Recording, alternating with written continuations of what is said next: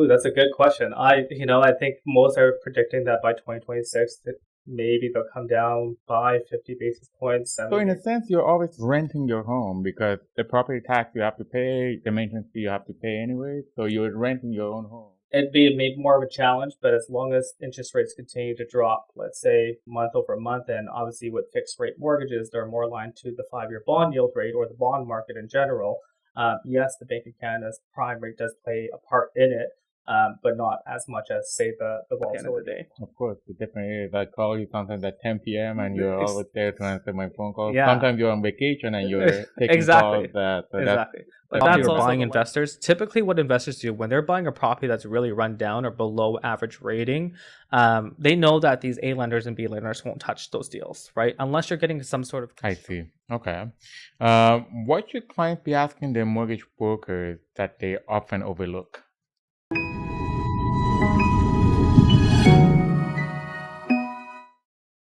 Welcome to another episode of our podcast where we dive deeper into the world of real estate, finance, and everything in between. I'm Shayan, a proud member of the Integrity Tree Financial family. With years of experience as a real estate broker and mortgage agent, I'm passionate about helping individuals and families navigate the complexities of home buying, investing, and securing the best financing options. At Integrity Tree Financial, we're not just about numbers and interest rates.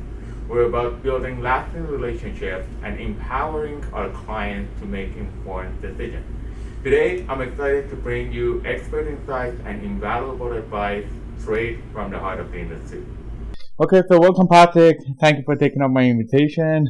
I'm going to ask you a few questions about the mortgage industry, about the market, and hope we're having a nice chat. Of course. Thanks for having me.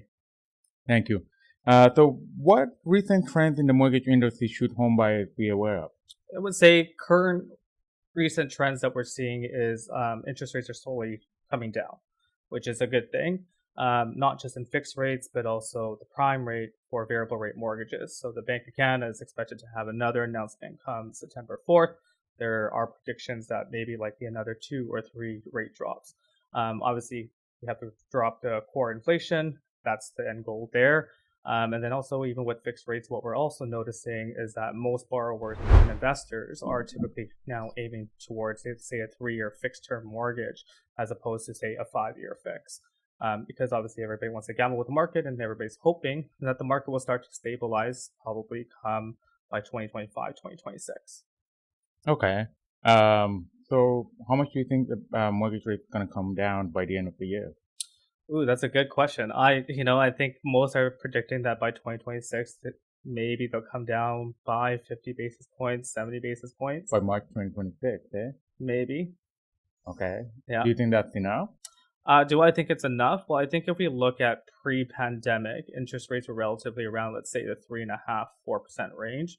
So I think if we get back to that area before the pandemic happened, I think that's where the market was more stable. Okay.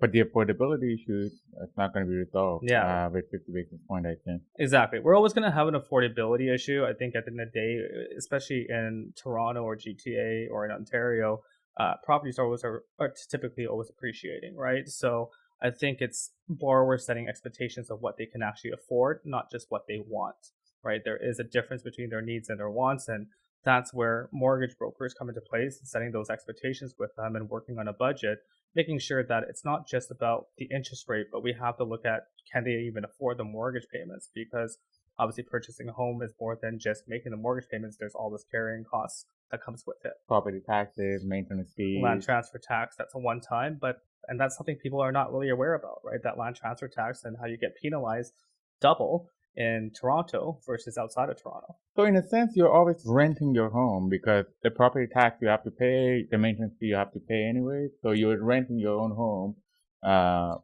You are in a way, renting your home, but at the same time, you're also still building equity, right? So as long as, the area or the community that you're buying into has, history of appreciation, then it's great, right? But I think in those markets that we looked at, let's say at its high peak, the KW, Hamilton region, those areas obviously spiked up during the pandemic, and now we're seeing more of a decline.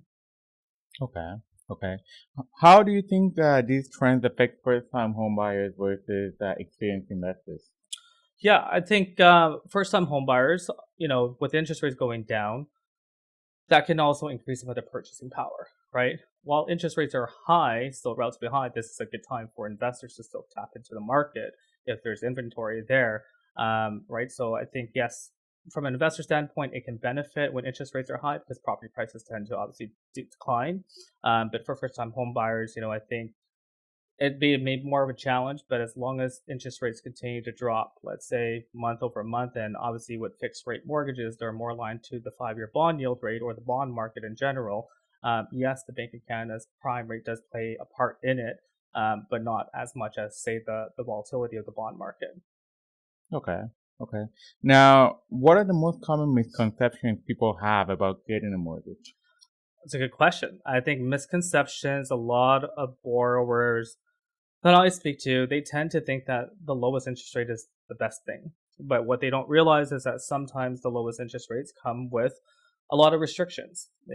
I've seen there are lending institutions out there that have products where you can only break the mortgage early by selling the property, right? So, but which means that it can prevent you from accessing the equity in your home before that term is up, right? If we look at, say, a 5-year term mortgage, statistically, and history has shown us that most average borrowers break their mortgage if they're in a 5-year term about 3.5 years in. So if you're prevented from not being able to break that early and you can only break it by selling, it's not the best option for you. Keeping also in mind, sometimes these low interest rates also come with higher penalty structures. There are like penalty structures where some lending institutions will charge, say, 2% or 3% of the balance. It may not be your standard every day of what everybody thinks it is of 3 months interest or that interest rate differential. Now also comes, you've got to look at also, are you getting a mortgage with one of the big banks or are you getting with a non-big bank, right? Because there are other institutional lenders out there outside of the big banks. And what we tend to know is that the bigger banks typically have higher penalty structures when it comes to an interest rate differential. And while interest rates are declining right now, for those who have, say, a 5% rate today, and let's say interest rates do get, say, 3%, 3.5%, they're going to expect probably a high penalty if they decide to sell the property or they decide to refinance. So that's why, going back to your previous question about the mortgage trends of interest rates, declining and all of that, that's something that we got to keep in mind that yes, interest rates may be declining, but what about the negative impact for those who got mortgages around 5.5%, percent of a mortgage interest rate? Because they would kind of be penalized in the future, especially if they're looking to break anytime soon. That's correct. And from real estate perspective standpoint, when the rates go down, obviously prices go up and affordability issue is not really resolved. So it's not going to change that much. People have to pay more for a property, and plus it goes, the market shifts toward the seller's market, and, there will be bidding wars everywhere, and it will be harder to buy a property. Yeah. Especially for first-time home buyers who are trying to get into the market. Yeah, I think there's a lot of things to unravel when it comes to that. Typically, yes, most people will say if interest rates come down, property prices are going to automatically tend to increase. That's not always necessarily the case. The issue that we have in Canada in general is an affordability issue, right? Employment. What sectors are really currently growing in the last, say, this year. When we look at what sectors have been growing, it's been the health industry and also the tech industry. But during even the pandemic, the biggest industry that was growing was government, right? So all these other labor jobs and stuff, there is a need for it. But then we also have immigration policies that are coming into place that are changing the way we look at things. You also got to factor in how the U.S. economy impacts us, right? Currently, there's a potential, obviously, election coming up in the U.S., and then next year is also the Canadian election. So all of these things play a part, but we also have to look at it from a global standpoint. I don't like focusing on whether, property prices go up because of interest rates going down and vice versa. What I always say is we have to look at the overall portfolio or the profile of the borrower to ensure that it's within their budget, because we still have to factor in their debts if they have any debts and the carrying costs. And we got to make sure that their income is sustainable, and their type of employment is sustainable, that they can even manage the mortgage payments. Because what's a great low interest rate if you can't even still make the mortgage payments, right? That's very important, actually. A lot of people don't pay attention to that. Now, how do you see the mortgage industry evolving in the next 5 to 10 years? That's a good question. I think, I've been in this industry for almost 2 decades, and I've seen it evolve in many different ways, for the good and the bad, right? I think we look at it, regulations have always changed. That's always going to continuously always happen. But I think some of the good things have come is that technology has obviously advanced a lot. We now have artificial intelligence, right? We're going to get more digital platforms of applications coming in, ways to use algorithms that come into place of finding the proper mortgage solution. Not to say that technology is going to overtake, the relationship building between a realtor and a client, or a mortgage broker and a client, because they still want that sound advice and speaking to an actual person versus just something giving all the answers, because there's still something that can be missed. As human beings, we are emotional, right? We have emotions of happy moments, bad moments, negative moments, and we need to be there for the client. Technology is not going to do that for them, right? Definitely. So that's where I would say is, it will be interesting to see. I think artificial intelligence will really play a big part in our efficiency on how we do things. That will allow, I would say, mortgage agents and brokers and even realtors to up their game and focus more on generating leads and less of the administrative stuff, or having to think about, which lender am I supposed to go to? I think it can give you multiple lenders to go to based on certain criteria. And we're already seeing that today in some of the systems that have been in place in our industry today. So it's pretty cool to see it. But I would say, generations, we all have to adapt to it. I always say, if you're not going to adapt, then you're going to be held behind. And that's more on you at the end of the day. Either, move on and to embrace those changes, just like everybody has to. And this industry has done that, right? I've had to, you've had to do it. So it's really no different. As much as we deny change and we automatically think it's something so negative, we don't see how it can better either our businesses, the economy, the way we live our life, giving more time for whether it's family, kids, and whatnot, because you're maybe not having to spend 5 hours, 6 hours just doing administration work. Definitely. Do you see a lot of people are adapting to this new environment, or some sort? Yeah, I would say most are adapting to this environment. I think those who have been in the game for a long time, we understand the volatility of the market, and it's how we pivot. And whether the great thing about being in the mortgage industry, it's more than just purchase transactions, and also, we have refinance business that comes into place, whether it's taking the equity out of your home, whether it is getting a second mortgage, reverse mortgages for those that are more elder, above the age of 55. There's home equity lines of credit products. And I would say, going back to one of your other questions, even for market trends and something today, is private mortgages have had a huge uptake. And private mortgages are not regulated. So there is a bit of scarcity as to what will happen that, because it's not regulated, will it get regulated? But it'll be interesting to see where the market takes us. But private mortgages is a short-term solution, right, with a proper exit strategy, so that you have the ability and the time to work on a plan to get out of it, to either go into with a alternative B lender, or maybe it could be going with a prime A lender. And it's not every private mortgage is a bad mortgage, or because client has a credit issue and whatnot. Sometimes there's a sense of urgency of a quick close, or, family issues have happened, or maybe they're behind on something, but maybe they do have great income, but maybe they just have one tweak to make when it comes to credit, right? So I would say private is more about customization, but yeah, that's what I would say. Pretty much what you would say. So, Patrick, thank you for answering all my questions. What do you think sets Integrity Tree Financial apart from other mortgage brokerage firms? Yeah, that's a good question. I would say that Integrity Tree Financial, what makes us different is that we consist of 3 different divisions. We have a mortgage division, of course, doing mortgages for our borrowers. We're dealing with residential mortgages, commercial mortgages. We can also help clients with all types of, A lending, B lending, alternative, private lending, reverse mortgages. We deal with business loans as well, and we also can deal with some private lending. And I think that's also hard to find in a lot of brokerages, because not every brokerage specializes in everything. Some will only specialize in prime A business, some will specialize in B business, and some will only solely specialize in private business. So I think when you're looking at doing business with any sort of mortgage company, you have to look at it as that, are they giving you the best advice? And if a brokerage is only doing private lending, for example, how do they know that your deal doesn't work on the A side or on the alternative B side, and vice versa? And I think that's why with Integrity, we push that we want a more diverse experience of mortgage brokers coming from all parts so that we can collaborate with one another. In addition to that, we also have our insurance investment side, and that's dealt with obviously Active, our other business partner there. So if clients are looking for any sort of term insurance or looking to invest into anything, that's something that we can also help with.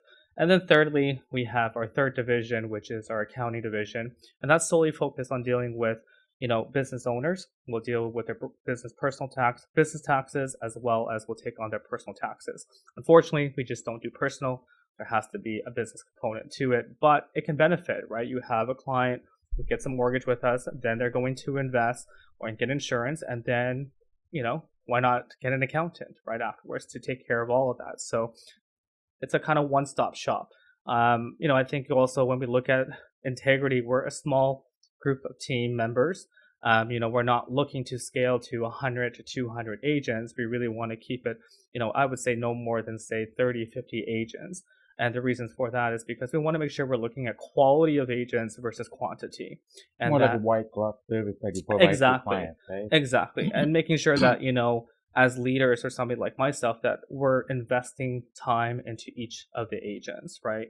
And as I will invest a lot of time into a lot of you guys, making sure that, you're prepared to have those conversations with your clients. I will support you in any way that I can. And I think, that to me is what really makes us different as an entire brokerage, because of the three divisions that we have, but also because of the diverse team that we have that comes from different experiences, right? Whether you are, coming from any sort of background in commercial mortgages, or even if you're a realtor and also going into the mortgage space, right? I think being able just to have that experience, you're ending up with more knowledge that you can deal with the public when it comes to dealing with any sort of services. Definitely, that's one of the reasons why I joined Integrity Financial as opposed to other mortgage brokers that are out there. And recently, you guys branched to Alberta as well. Yes. So tell us a little bit so more we about that. Recently branched out into the Alberta market. For anybody who may not know me, I'm originally born and raised from Calgary, Alberta, so that's my hometown, right?